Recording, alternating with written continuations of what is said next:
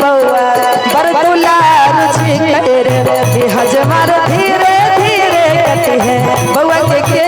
साकी बउआ बरतुला रुचि करे रे धोती तोरे देवो रे धोती तोरे देवो रे कुर्ता तोरे देवो रे पियर में रंग के देवो रे हजमार धीरे धीरे कटी है बउआ के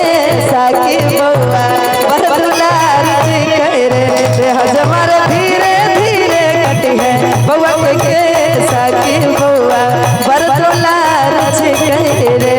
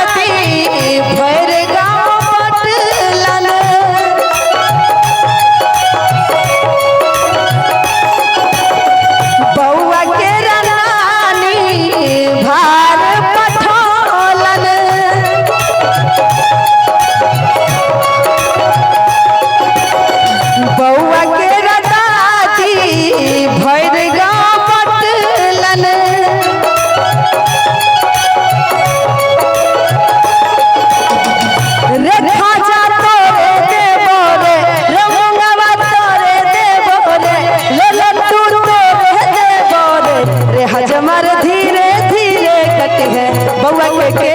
साकी बउआ बरतुला रुचि करे रे हजमार धीरे धीरे कटी है बउआ के साकी बउआ बरतुला रुचि करे रे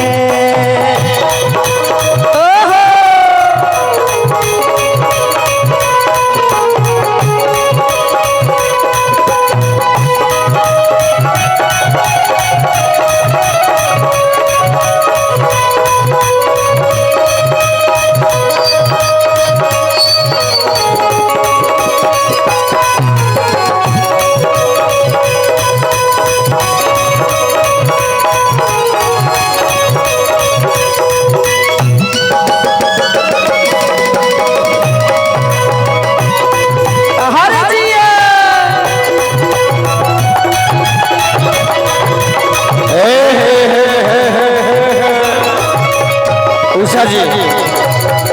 अब इस घर के पिलर हाँ पिलर गई अच्छा बाबा और मामा वो मंच पे आ रहे हैं। बहुत बहुत धन्यवाद। हम चाहेंगे जल्दी आ जाइए और अब लोग दादी संजीव भाई